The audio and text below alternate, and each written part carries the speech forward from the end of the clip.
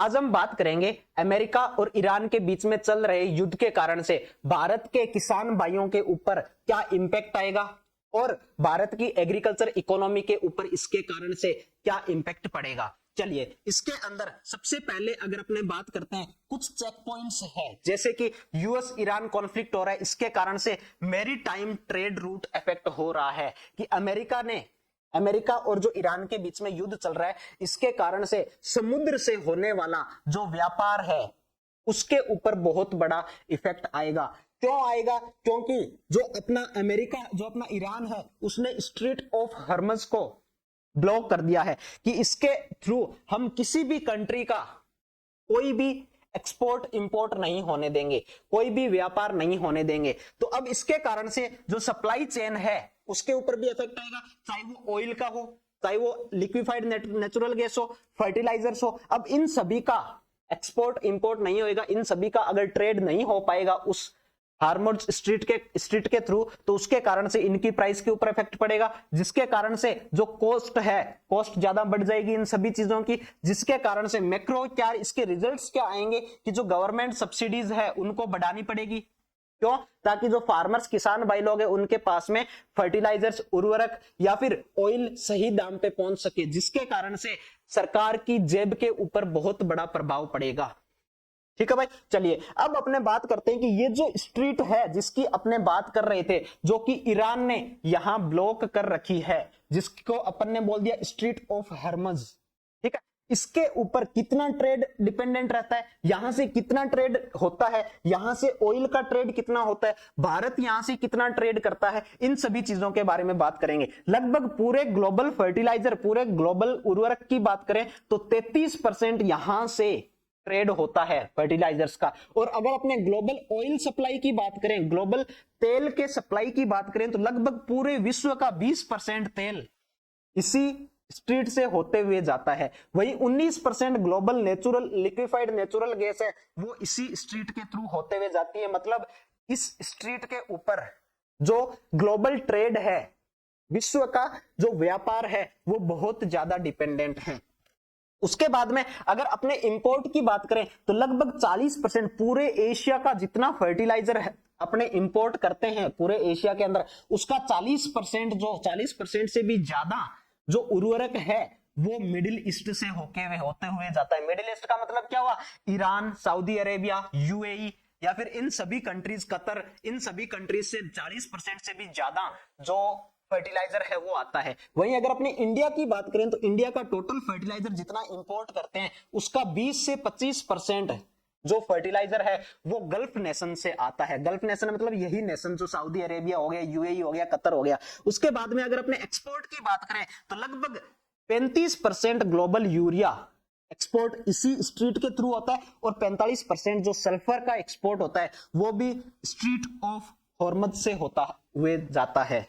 ठीक है भाई, चलिए उसके बाद में पूरे अगर अपने वल्नरेबिलिटी की बात करें तो इंडिया का जो इंपोर्ट है उसका 85% से भी ज्यादा क्रूड ऑयल रिक्वायरमेंट कहां से पूरी होती है? इन्हीं गल्फ कंट्रीज के थ्रू होती है। वहीं अगर 40 से 50% इंडिया का क्रूड इंपोर्ट हो गया, जो कि लगभग 2.5 से 2.7 मिलियन बैरल प्रति दिन के हिसाब से इस स्ट्रीट ऑफ हॉर्मज से होते हुए गुजरता है, या फिर अपने बोल देते हैं यहां से होते हुए अपने पास में इंपोर्ट होता है।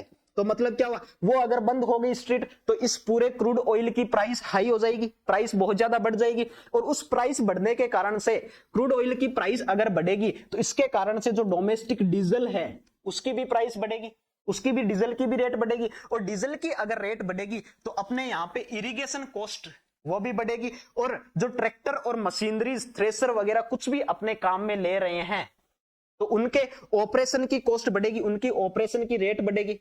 फिर क्या, पहले जितनी खेती 500 रुपए में हो रही थी वो उसके लिए अभी बहुत ज्यादा पैसे देने पड़ेंगे। उसके साथ साथ में क्रॉप का ट्रांसपोर्ट करना, मतलब हार्वेस्टिंग के बाद में जो अपने क्रॉप अपने घर से मंडी तक लेके जाते हैं और मंडी के बाद में आगे भी वो जहां भी एक्सपोर्ट होता है उसकी रेट के अंदर भी प्रभाव पड़ेगा। इसके कारण से उसकी भी रेट हाई होगी। तो इसका मतलब डायरेक्टली और इनडायरेक्टली देखें तो ये बहुत ज्यादा इफेक्ट कर रही है। फिर अगर अपने एलएनजी की बात करें, लिक्विफाइड नेचुरल गैस की बात करें, तो ये भी अपने फर्टिलाइजर, नाइट्रोजनस फर्टिलाइजर्स होते हैं, उनके प्रोडक्शन में बहुत बड़ा रोल प्ले करते हैं।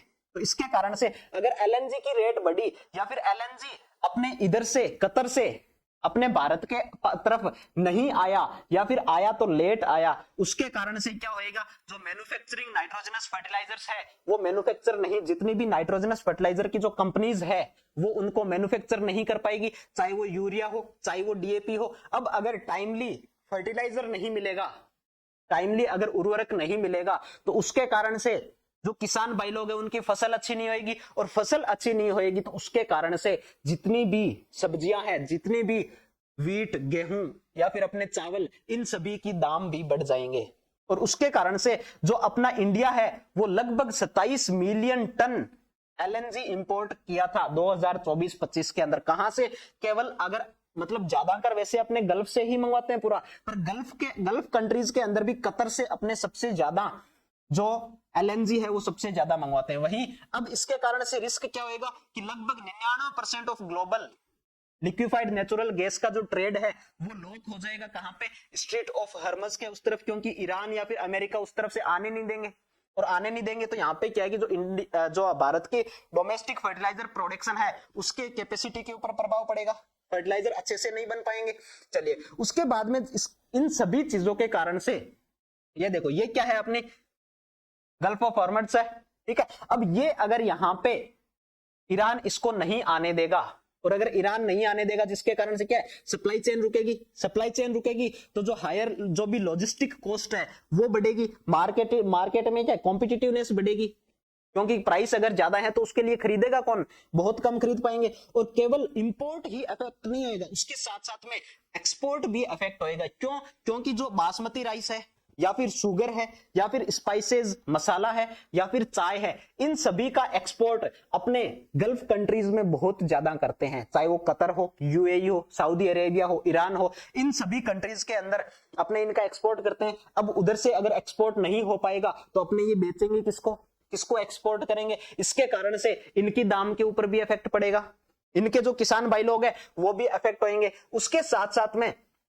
और क्या क्या इसके कारण से हो सकता है कि जो भी ग्लोबल जो जियोपॉलिटिकल कॉन्फ्लिक्ट हो रही है उसके कारण से क्रिटिकल फर्टिलाइजर्स की डिलीवरी नहीं हो पाएगी टाइम से, और फर्टिलाइजर की डिलीवरी नहीं हो पाएगी। अगर मान लो जो सीजन है अपना क्रॉप का, उस टाइम अगर अपने को फर्टिलाइजर्स नहीं मिले तो फिर अपने फर्टिलाइजर्स क्या डालेंगे, और फर्टिलाइजर्स नहीं डालेंगे तो फिर अपनी फसल वैसे ही नहीं होगी, ठीक है भाई। और लगभग आधे से ज्यादा जो ग्लोबल फूड प्रोडक्शन होता है वो नियरली सिंथेटिक फर्टिलाइजर्स के ऊपर डिपेंडेंट रहता है। अब अगर अपने पास में सिंथेटिक फर्टिलाइजर्स नहीं आ पाएंगे तो ये जो 50% अपना जो फूड प्रोडक्शन है वो इफेक्ट होएगा उसके कारण से। उसके साथ साथ में अब अगर अपने यहाँ पे फर्टिलाइजर हो, पेस्टिसाइड हो या फिर कोई भी दूसरे इनपुट्स है क्रॉप्स के, उनके ऊपर अगर इफेक्ट आएगा, उनकी अगर प्राइस बढ़ेगी तो जो अपनी सरकार है उसको अपने को सब्सिडी पे देना पड़ेगा, और सब्सिडी पे देना पड़ेगा तो मतलब अपनी जो सरकार है उसकी जेब के ऊपर इफेक्ट आएगा, ये तो उसके ऊपर बर्डन और ज्यादा बढ़ जाएगा। और उसके अलावा पेट्रोलियम, डीजल, इन सभी के दाम बढ़ेंगे तो अपने जो कंज्यूमर्स है, जो अपने किसान भाई लोग हैं, उनके ऊपर भी इस चीज का प्रभाव पड़ेगा, उनकी भी रेट्स क्या है बढ़ जाएगी, तो वो भी अच्छे से डीजल पेट्रोल नहीं ले पाएंगे। उसके साथ साथ में अगर अपने ओवरऑल देखें तो अगर इंडिया का क्रूड ऑयल इंपोर्ट की बात करें तो वो जो गल्फ कंट्रीज है उनके ऊपर लगभग 85% से ज्यादा जो क्रूड ऑयल है वो अपना गल्फ कंट्रीज और इधर ईरान, कतर और उसके बाद में यूएई वगैरह पे डिपेंडेंट है। उसके साथ साथ में ऑयल जो हरमज से पास होता है, हरमज स्ट्रेट से जो ऑयल पास होता है वो लगभग 40 से 50% इंडिया का इंपोर्ट अफेक्ट करता है। उसके साथ में ग्लोबल ऑयल की बात करते हैं, जो हरमज से पास होता है वो लगभग अपन ने बात की थी लगभग 20% विश्व का सप्लाई है वो ऑयल का यहीं से होता है। और इंडिया के जो फर्टिलाइजर का इंपोर्ट होता है गल्फ से वो 20 से 25% होता है। उसके साथ साथ में ग्लोबल फर्टिलाइजर का जहां हरमज से अगर पास होता है तो वो कितना होता है, लगभग 33%। और यूरिया का प्राइस भी इसके कारण से, इस कॉन्फ्लिक्ट के कारण से बढ़ने की आशंका है। कितनी? लगभग $130 प्रति टन बढ़ने की आशंका है इस कॉन्फ्लिक्ट के कारण से या फिर इस युद्ध के कारण से। अगर ये युद्ध जल्दी नहीं रुकता है तो उसके कारण से भले ही अपने इतने सारे किलोमीटर दूर बैठे हैं पर उसके बावजूद अपनी पॉकेट के ऊपर और अपनी इकोनॉमी के ऊपर, अपनी एग्रीकल्चर के ऊपर भी इसका बहुत बड़ा इफेक्ट देखा जाएगा। धन्यवाद।